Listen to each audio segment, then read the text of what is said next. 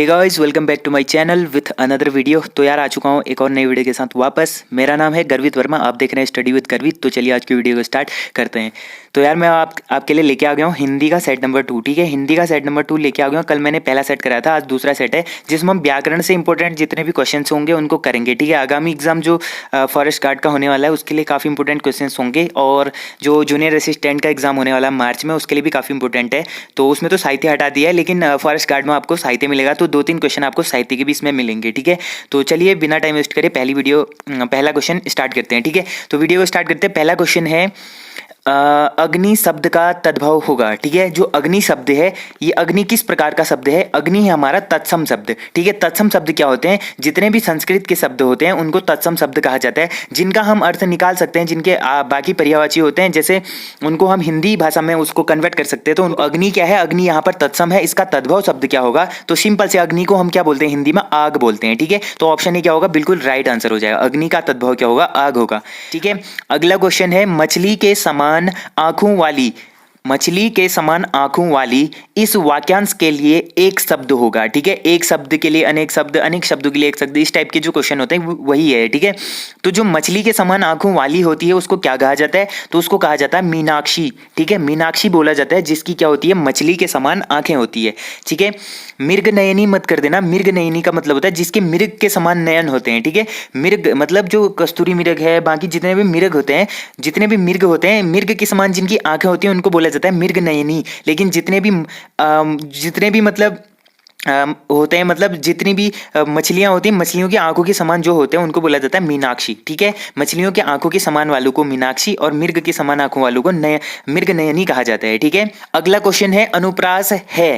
ठीक है, तो अनुप्रास क्या होता है? अलंकार होता है। तो ये किस प्रकार का अलंकार है? जो क्या है? अनुप्रास अलंकार है। ठीक है, अनुप्रास क्या है? संधि तो नहीं है ना, ये अलंकार ही है। तो अनुप्रास तो एक अलंकार है, लेकिन किस प्रकार का अलंकार है ये पूछा गया है। तो ये होता है शब्दा अलंकार। ठीक है, शब्दा अलंकार होता है अनुप्रास। अब किस तरीके से अलंकार की अलंकार देखते हैं। ठीक है, अलंकार की परिभाषा क्या होती है ये देखते हैं। ठीक है, अलंकार की परिभाषा तो सिंपल होती है कि अलंकार का मतलब होता है सजावट। ठीक है, जब हम किसी चीज को अच्छा बनाने के लिए उसकी सजावट करते हैं, उसको आभूषण पहनाते हैं, ठीक है, तो उसका क्या हो जाता है? सजावट हो जाती है। तो उसी चीज को हम अलंकार कहते हैं। मतलब उनका अलंकृत करना, उनको सजाना, सजावट करना, ये अलंकार कहलाता है। अब इसके काफी सारे भेद होते हैं, जिसमें से एक है मेन है शब्दालंकार। अब देखिए शब्दालंकार क्या होता है। शब्दालंकार में इसमें क्या होता है कि इसमें अर्थ की अपेक्षा केवल वर्ण ही चमत्कार होता है। इसमें अर्थ से कोई मतलब नहीं होता है, सिर्फ क्या होता है? वर्ण से मतलब होता है। यहाँ वर्ण से चमत्कार प्राप्त होता है। यहाँ पर जहां पर भी वर्ण का चमत्कार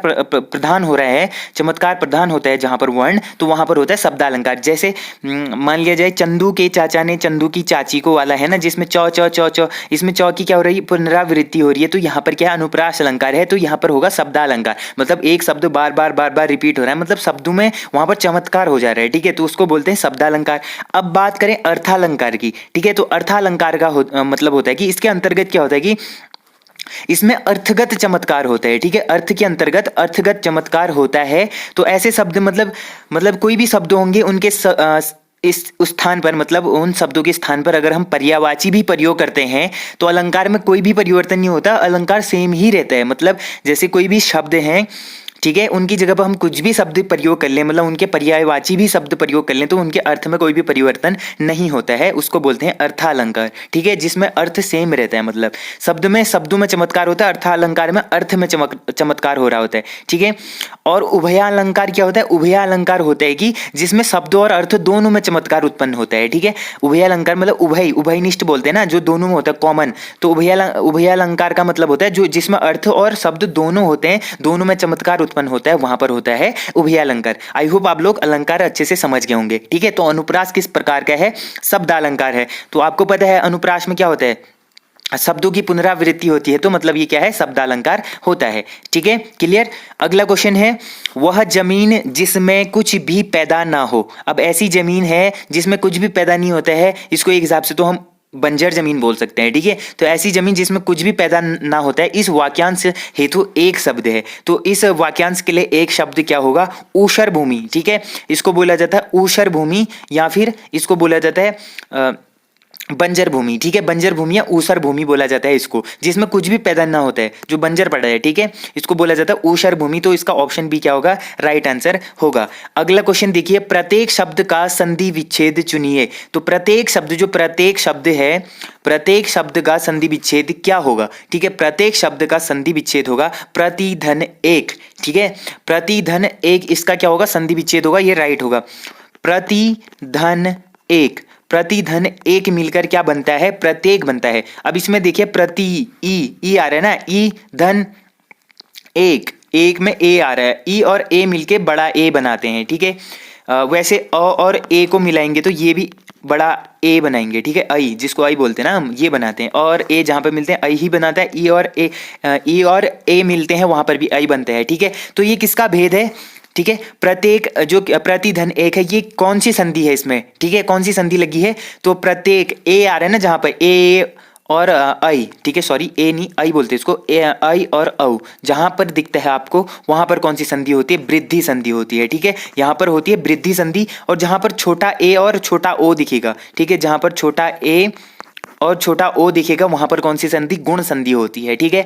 और जहां पर आ और ई और बड़ा ऊ दिखेगा वहां पर होता है दीर्घ संधि। ये संधियां आपको मैं हर वीडियो में कराते आ रहा हूं, ठीक है, जहां भी संधि का क्वेश्चन, तो ज्यादा बात नहीं करेंगे। तो इस प्रत्येक में होता है प्रतिधन एक, ठीक है, यहां होती है कौन सी संधि, वृद्धि संधि, ठीक है। सूर्योदय में संधि है। अब सूर्योदय का संधि विच्छेद क्या होता है, सूर्य धन उदय, ये कक्षा 6, 7, 8 का क्वेश्चन है, ठीक है, विद्यालय और सूर्योदय बचपन में पूछा जाता था। तो सिंपल है, सूर्योदय का संधि क्या है, सूर्य धन उदय, तो सूर्योदय हो जाता है। अब यहाँ पर संधि क्या हो रही है, ओ आ रहा है बीच में, ठीक है, ओ जहां पर ओ आता है तो ओ में कौन सी संधि, यहाँ पर गुण संधि होगी, ठीक है, गुण संधि होती है यहाँ पर, ठीक है। तो गुण संधि पर लगा देंगे टिक, ठीक है, गुण संधि पर लगा देंगे टिक, तो गुण संधि होगी यहाँ पर। अगला क्वेश्चन है शुद्ध वाक्य छांटिए। अब इसमें से शुद्ध वाक्य क्या है, अब मैं इसमें ऑप्शन पढ़ूंगा सारे, ठीक है।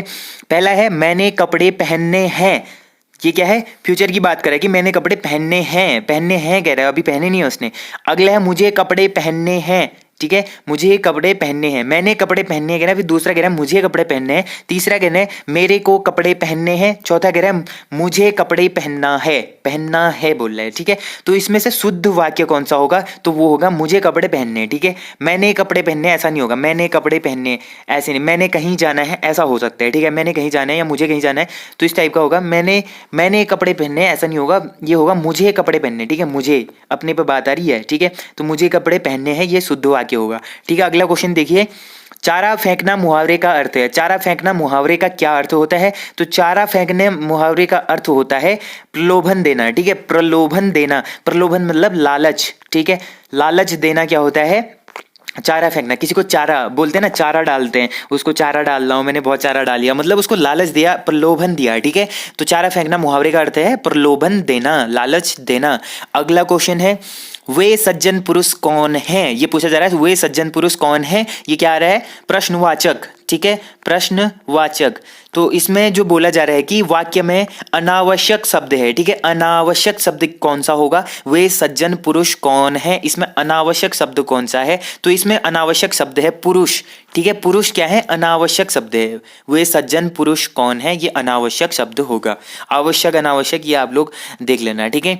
अगला क्वेश्चन है राम की शक्ति पूजा के रचनाकार कौन है। एक कृति है, एक रचना है राम की शक्ति पूजा, तो इसके रचनाकार कौन है, तो इसके रचनाकार हैं सूर्यकांत त्रिपाठी निराला जी, ठीक है, सूर्यकांत त्रिपाठी निराला जी क्या है, राम की शक्ति पूजा के रचनाकार हैं। अगला क्वेश्चन देखिए, निम्न में से प वर्ग का व्यंजन नहीं है, ठीक है, प वर्ग में क्या क्या आता है, प फ ब भ म, ठीक है, 5 वर्ड आएंगे, तो प फ ब भ म। अब इसमें से देखिए कौन सा वर्ड नहीं आ रहा है, फ आ रहा है, सही है, प फ ब भ ब भी आ रहा है, म भी आ रहा है, लेकिन भ नहीं आ रहा है यहाँ पर, ठीक है भाई साहब, भ नहीं आ रहा है, यहाँ आ रहा है य, तो इसमें क्या होगा, यह बिल्कुल गलत हो जाएगा क्योंकि ये प वर्ग का है ही नहीं, ठीक है, प वर्ग का शब्द है ही नहीं, तो यह क्या हो जाएगा, गलत हो जाएगा।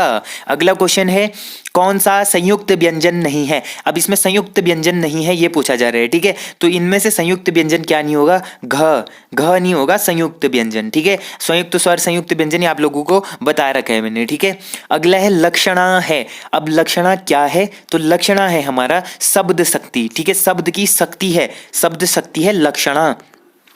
अगला है प्रेमचंद का देहावसान कब हुआ था, मतलब इनकी मृत्यु कब हुई थी। जो मुंशी प्रेमचंद जी थे, मुंशी प्रेमचंद्र जी का देहावसान कब हुआ था, तो इनका देहावसान हुआ था 1936 ईस्वी में, ठीक है। 1936 ईस्वी में इनका देहांत हुआ था। और आप लोग मेरे को बताना कि जो सुमित्रा नंदन पंत हैं, ठीक है, सुमित्रा नंदन पंत हैं, इनका जन्म कब होता है, ठीक है। सिंपल सा है, ठीक है, इनका जन्म कब हुआ था सुमित्रा नंदन पंत का, ये आप लोग मेरे को कमेंट में बताना, सिंपल है, ठीक है। अगला क्वेश्चन है तुरंग शब्द का अर्थ होता है, ठीक है। जो तुरंग है इस शब्द का क्या अर्थ होता है, तो तुरंग शब्द का अर्थ होता है घोड़ा, घोड़े का पर्यायवाची है तुरंग, ठीक है। तुरंग क्या होता है, घोड़े का पर्यायवाची शब्द है, ठीक है। अगला क्वेश्चन देखिए 36वां, सही शब्द छांटिए, तो इनमें से सही शब्द क्या होगा, तो इनमें से सही शब्द होगा हमारा अनिष्ट, अनिष्ट होता है, ठीक है, अनिष्ट, अनिष्ट क्या होगा, सही शब्द होगा, बाकी अनिष्ट नहीं होता, अभीष्ट नहीं होता अभी। अगला क्वेश्चन है निम्न में से कौन सा शब्द मक्खन का पर्यायवाची है, ठीक है। अब आपको पर्यायवाची शब्द तो याद करने पड़ेंगे, इनमें मैं कोई ट्रिक नहीं बता सकता, ये आप लोगों को याद करने पड़ेंगे। हाँ, इसमें एक ट्रिक है कि आप मतलब 2-3 चीजों के पर्यायवाची शब्द ऐसे हैं कि 2-3 चीजों के पर्यायवाची शब्द अगर आप पढ़ते हैं तो उनके अकॉर्डिंग आप 2-3 चीजों के बिना पढ़े बता सकते हैं। इसकी ट्रिक मैं नेक्स्ट वीडियो में बताऊंगा, अगर आप लोगों को सीखनी है तो कमेंट करना, ठीक है। तो इसमें देखिए मक्खन का पर्यायवाची शब्द क्या है, तो मक्खन का पर्यायवाची शब्द क्या होता है, नवनीत होता है, ठीक है। नवनीत क्या होता है, मक्खन का पर्यायवाची शब्द होता है, ठीक है। अगला क्वेश्चन देखिए निम्न में से कौन सा अर्धविराम चिन्ह है, अर्धविराम चिन्ह कौन सा होता है इसमें से, तो अर्धविराम चिन्ह होता है ये वाला, ठीक है, जहां पर ऐसा और ऐसा लगता है, ये होता है अर्धविराम चिन्ह, ठीक है। एक डॉट लगा होगा, उसके नीचे विराम चिन्ह लगा होगा, ठीक है। एक डॉट और विराम चिन्ह, इसको बोलते हैं अर्धविराम। और विराम चिन्ह कैसा होता है, कॉमा बोलते हैं जिसको, कॉमा ऐसा होता है। और पूर्ण विराम पूरा होता है डंडा, ठीक है। ये पूर्ण विराम है, ये अल्प विराम है, और ये क्या है, क्वेश्चन मार्क है, प्रश्नवाचक, और ये है अर्ध विराम, ठीक है। ये अल्प विराम, ठीक है, ये विराम चिन्ह है अल्प विराम, और यह है पूर्ण विराम, यह है क्वेश्चन मार्क प्रश्नवाचक, यह है अर्ध विराम, ठीक है, आधा विराम, यहाँ पर आधा ही विराम लेते हैं। अगला है हिंदी भाषा की लिपि है, तो हिंदी भाषा किस लिपि से बनी है, तो हिंदी भाषा की जो लिपि है वो है भाई साहब देवनागरी लिपि, ठीक है, देवनागरी लिपि है हिंदी भाषा की लिपि।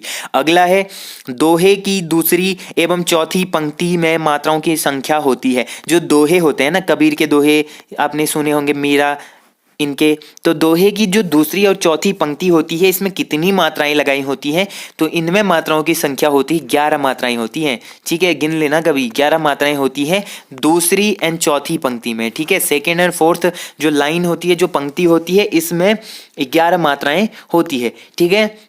तो ये था गाइज आज का कुछ हिंदी का इंपॉर्टेंट व्याकरण प्लस 2-3 क्वेश्चन साहित्य के भी थे इसमें, ठीक है। तो हिंदी व्याकरण का इंपॉर्टेंट प्रैक्टिस सेट था, इसमें से आप लोगों को मैं इसलिए कराता हूँ कि जो क्वेश्चन मैं बता रहा हूँ ये क्वेश्चन तो नहीं आएंगे एग्जाम में, लेकिन आप संधि वगैरह जो चीज़ें आती है वो करना तो सीख जाएंगे, ठीक है। पर्यायवाची, तत्सम, तद्भव, तो एक्स्ट्रा फैक्ट क्लियर हो जाते हैं, मेन होते हैं एक्स्ट्रा फैक्ट। इन क्वेश्चन को तो आप किताब से पढ़ लेंगे, लेकिन उनके एक्स्ट्रा फैक्ट जान ही नहीं पाएंगे, ठीक है। तो एक्स्ट्रा फैक्ट जानना जरूरी होता है, जो क्वेश्चन होते हैं उनके एक्स्ट्रा फैक्ट में करा देता हूँ। जैसे अलंकार बता दिया, अनुप्रास अलंकार बता दिया, यमक अलंकार बता दिया, शब्द अलंकार, अर्थ अलंकार, ये सारे अलंकार, उभय अलंकार क्या होता है, संधि क्या होती है, दीर्घ संधि, वृद्धि संधि, ये सारी संधियां बता दी, और भी चीज़ें बता दी, तो ये सारी चीज़ें हैं, ठीक है। तो यार होप करता हूँ आप लोगों को ये वीडियो पसंद आया होगा, अगर वीडियो पसंद आया तो वीडियो को मेक श्योर लाइक जरूर करना, ठीक है। जो चैनल पर नहीं आ रहे चैनल को सब्सक्राइब करना, और जितने भी सारी मैं वीडियोज़ बनाता हूँ उनकी PDF चाहिए तो आपको टेलीग्राम पर मिल जाएगी, टेलीग्राम को ज्वाइन करना है तो लिंक डिस्क्रिप्शन में होगा, ठीक है। तो मिलते हैं ऐसे ही एक इंटरेस्टिंग वीडियो के साथ, तब तक के लिए take care and bye bye.